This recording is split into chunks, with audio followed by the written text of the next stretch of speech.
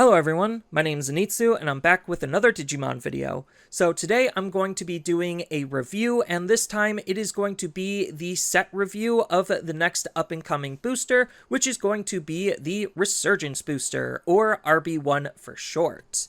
So as far as what actually is in RB1, well, RB is going to be a new type of booster. I don't know if this is going to be annualized or not, but what it stands for is a reboot booster. The original Japanese name for this set was Rising Winds. I kind of like that name a little bit better than Resurgence booster, but whatever. We're still getting the set, which is all that matters. Then, as far as what actually the theme of the set is, it's about the Ghost Game anime, or more specifically, the three protagonists for Ghost Games and a couple of side characters along the way. Then, on top of that, we're going to be getting the greatest hits reprints from Block 0, which is sets 1 through 5, with some promos added into the mix. Just because, well, it is a reboot set, and this is the set that they're going to be putting the most reprinted cards in. So the set, as far as the decks that we can build towards, has a total of 4 decks that we're able to build towards, one for each of the 3 protagonists, and then an additional bonus one that is going to end up getting support later down the line, so they just wanted to throw some of the cards here because reasons. Then the idea behind the reprints is to try to make the game as accessible as possible, as some of the reprinted cards were a little bit hard to find and come by just because of the set that they were in and their current age, on top of how they were distributed, just because there are some promos added into the mix. The English breakdown is going to be a little bit different than the Japanese breakdown, so it's not a one-for-one exact copy of what we got over in Japan, just because if you are unaware, our reboot set wasn't necessarily supposed to be exactly what it is. It originally was supposed to be just the original Ghost Games characters and all of the RB cards, and then we would get the reprints in a dedicated set later, but the community backlash and feedback wanted it all in one, so, well, here we are. As far as the breakdown of what is in RB1, it's going to contain 123 total cards, including the brand new RB01 cards. So that means we're going to have 87 reprinted cards with a new foiling treatment, just because Block 0 had the gold border instead of an actual foiled version of the card. So as far as the amount of commons we're going to be getting, we're getting 21 different commons, we're getting 25 different uncommons, 32 different rares, 17 different promos, 21 different super rares, and 7 different secret rares. So one of the reasons why I held off on making this video is because I wanted to have some sort of idea on the estimated pull rates, because that's going to impact my overall review and analysis of what the set is going to be and what I think it's actually worth, and if it's even a good set or not. So as far as the estimated pull rates, we don't have 100% accurate information, just because so far only one person was able to get their hands on it early and open up a booster box. So we don't have a whole lot of information to go by, but we still have at least something. So the pack breakdown is going to be as followed, or at least it's supposedly going to be as followed, where we're going to have 6 common and uncommon reprints, then we're going to have 3 brand new RB01 commons and uncommons. It's nice that they have them separated so we could try to get the new cards a little bit easier.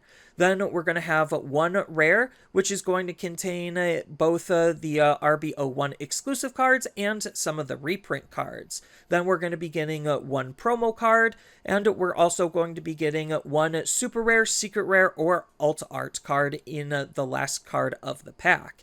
And then we do have to keep in mind that the 6 memory boosts are technically super rare, so they're lumped in here as well. So a box seems like it's going to have about 3 hits per box. Remember, a hit is going to be exclusively limited to the secret rare and alt arts. But that's the same pull rate in terms of hits as EX sets, which is definitely something interesting to keep in mind. With 7 different secret rares and 19 different alt arts, getting the main secret rare, which is the brand new one in the set, is going to be super hard. then the mathematical average on getting secret rares, assuming that a box is going to be guaranteed 1 secret rare and 2 alts, then you should see at least 1 of each secret rare and 2 of some of the secret rares except for 2 in a case setting, which is out of 12 boxes. Most people don't go out of their way to buy 12 boxes, so getting the secret rare that you want is actually going to be rather difficult. Then if you're not guaranteed a secret rare, then pull rates on the boxes are going to be much, much worse. Then on top of that, as far as a booster box setting, it looks like that you're not going to be getting 1 of each rare per booster box, which is a little bit unfortunate just because in a lot of the other sets, we usually do get at least 1 of each rare in a booster box with a little bit of overflow. But you should, however, be able to get 1 of each promo with some duplicates in a booster box, and you'll also be able to potentially get 1 of each super rare, assuming that RNG isn't going to mess things up, which it easily could. Then as far as the commons and uncommons, I don't have the exact math on the quantity that you're going to be getting, but I don't necessarily think that they're going to be that bad, and you should walk away with at least almost a full playset of each, or relatively close to a full playset of each, just because these are going to be the cards you're going to be seeing more often than not. And then, as far as the unfortunate truth, we have to acknowledge the fact that we asked Bandai to change the set.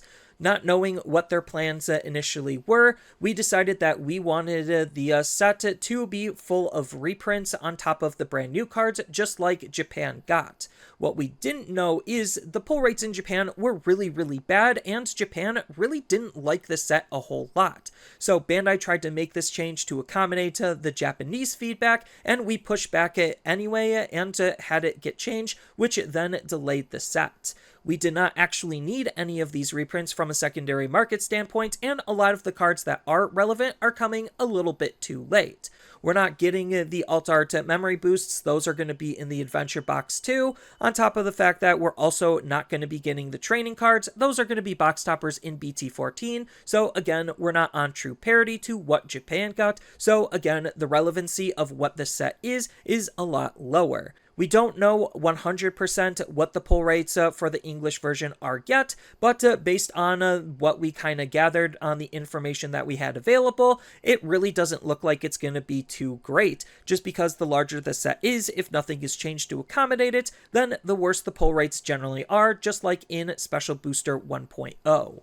So, with the reprints and why we don't need them, well, as I already mentioned before, most of the cards are from sets 1 through 5, and between the design of those sets, those cards were supposed to be more generic in design. There wasn't a whole lot of focus on archetypes and tribals at that stage, so a lot of the cards are going to be acting more as filler for the archetype-based design and the tribal-based design that Bandai has been leaning towards. So, because of the change in design philosophy on how decks are being constructed, deck lists are more tighter, and therefore we don't have a whole lot of room for these generic cards, let alone these generic cards that are so old that they're not necessarily super relevant anymore. But it's not all doom and gloom. Some cards are actually still good to have because they could fit inside of an archetype or tribal because of their name or trait.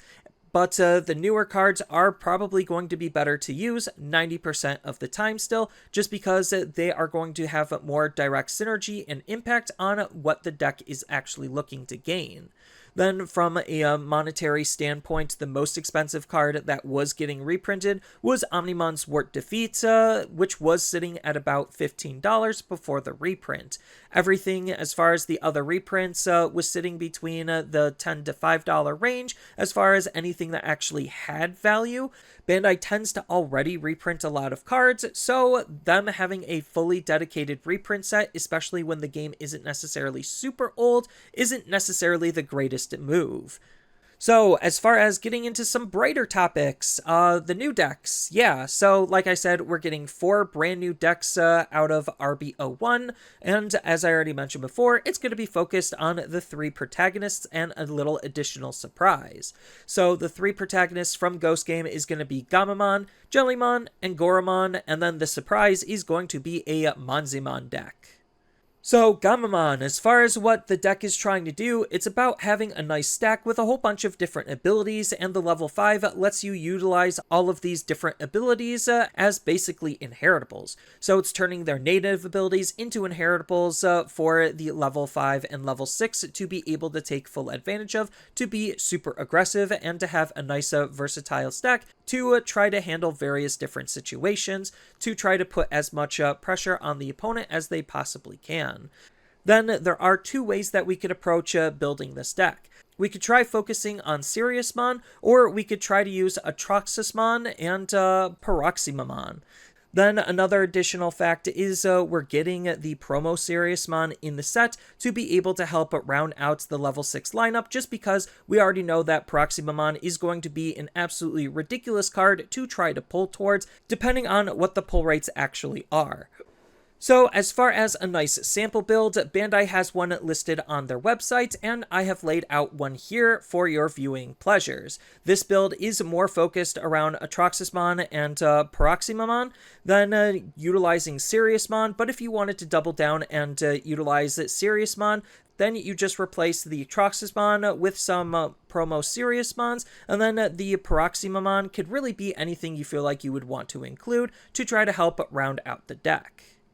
Next, moving on to Jellymon. As far as what Jellymon is doing, it is about hand resource and management. The deck wants you to discard cards to put yourself into a particular hand size situation to be able to have various abilities go off, not only for you trashing cards, but having a particular hand size to try to refill your cards in your hand, so that way you could try to discard more cards. The deck also has a sub-theme on trying to attack the opponent's inheritable sources of not only just the opponent's Digimon, but the opponent's tamers as well. So Jellymon is a deck that also can affect the opponent's tamers, which is actually kind of a big deal, considering a lot of the top decks in the BT13 meta are tamer focused. And then as far as a nice sample or base build to start with, outside of the one that Bandai provides on their website, this is one that I kind of laid out for your viewing pleasure. Moving on to Engoron. Engoron is going to be the last of the three Ghost Game protagonist characters, and this is going to be a really simple deck compared to the other two. There isn't really anything too hardcore complicated about what it's trying to be, because its core synergy is just doing the classic green tactic on suspending the opponent's Digimon down and attacking the opponent's Digimon. And then here's my sample build for you to use as a base to be able to get started when approaching this deck. And then the last deck is going to be Monzon. So Monzon is just starting to get support in terms of being its own archetype, so right now it's currently incomplete. But because it's incomplete, we do have a lot of creativity that we could use to be able to flesh out what the deck is attempting to do. And as far as what the deck is actually attempting to do, it's trying to use its Digimon as efficiently as it possibly can to climb up into its level 6. It's going to be utilizing Numemon and Monzon both as efficient Digimon for us to not only hard play, but digivolve into generally, and the high level Digimon's effects wants to lean into a more control style deck, while the low end is more focused around field spamming. And then here is my sample Monzon deck. I am going to be leaning it more towards a black base, just because we don't necessarily have the supports to try to support a yellow base, but we do have lots of good Numemon and Monzon base cards we could think about leaning towards, as well as some solid black and yellow cards that we could try to utilize as well that fits inside of a more control-focused build. And then we do have some other new cards that we could highlight. Even though these cards don't really have a home yet, they're still just solid cards to think about.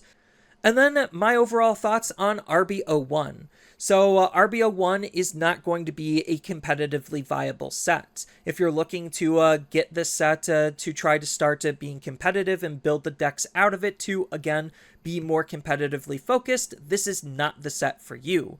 Gamamon and Jellymon are the two most competitively viable decks out of the four brand new ones we got, just because all of the other cards are reprint cards of cards we don't really need. So as far as what we are getting with these decks, it is nice that we are going to at least get some support in the future for them, so it's not like they're a bad investment, and they're still really fun decks to play around with nonetheless. The reprints, while they are nice, they really don't do or mean anything, and most of them are actually not worth playing at all. And then in terms of the pull rates, seem okay on everything but the rares and the secret rares if the early information is to be trusted. So the rares, just because we know based on that early information, we're not going to be getting one of every rare in a booster box, means that rares are actually going to be hard to come by in terms of the rares that you want, which the rares that you would want most likely are going to be the brand new ones to try to help build towards actual decks rather than just be good generic filler cards. And the secret rares, most of them don't even matter except for the brand new one, so the brand new one is going to be absolutely astronomically stupid hard to get, so that card is going to be expensive for a somewhat casual deck, even though it does have a little bit more competitive viability than the others. But just because of that, it seems like that deck is actually going to be a deck people aren't going to want to build towards because nobody's going to want to pay the secret rare, and because nobody's going to want to pay for the secret rare, it seems like Atrocysmon is going to fall by the wayside because the whole point of that card is to use it in combination with the secret rare. So it's just an unfortunate byproduct on secret rares being super expensive, which is what we asked for, but what we didn't really want in the end. So I think that it's really hard for me to actually recommend this product to people as a result, especially if you're a new player. I think there's just better sets to invest in, and the current environment of the game is different, so a lot of the reprinted cards aren't even going to be super useful, and you should just buy the singles of those reprinted cards while you're investing in other sets to actually build towards decks that are more competitively viable and actually worth getting. If you want to get this set, I'm not going to stop you or think it's a bad idea. It's just you have to go into it knowing that what you're going into for the set is going to be the reprints along with the new stuff, and you don't really care about actually trying to get or build anything in particular. You just want the cards just because you want the cards, and this is a good way to be able to get those types of cards. So outside of that, I really don't necessarily think the set is super great. I don't think the pull rates are going to be super great either, making singles a little bit more expensive on the rares and the secret rares than they realistically should be, and I'm just not super looking forward to the set, and I actually am going to be skipping the set as a whole, and I'm just going to buy the singles of the new cards when they come out, and maybe a couple of the reprinted cards that I couldn't get early on. But outside of that, I'm totally going to be skipping the set, and I think you should too, which is quite unfortunate, and I rather would have had the two individual sets split up between the brand new cards and the reprints like originally planned, and I think that the community feedback actually did us a dirty, and we didn't know what we were asking for, kind of like that monkey's paw, where the end result isn't necessarily better than what was originally planned, but we didn't know that at the time, and, well, hindsight is 20/20 after all. So that's all I really have for this video. As always, feel free to tell me your thoughts down in the comments below, and down in the description below are a couple of different ways you could support me and the channel. So I do have a TCG Player affiliate link, so when you use that link to buy cards off of TCG Player, then some of that money will go to supporting me and the channel. I also do make and sell playmats over on Overcard Gamers on Facebook, so when you buy a playmat with my design, then some of that money will also go to help supporting me and the channel. And on top of all of that, I do have a Twitch account over on twitch.tv/Zenitsu, so giving me a follow and a subscription also helps support me there, and I do play Digimon on top of various other games on that platform as well. So thank you everyone for watching, and as always, don't forget to like, share, and subscribe for more content, and I'll see you in the next video.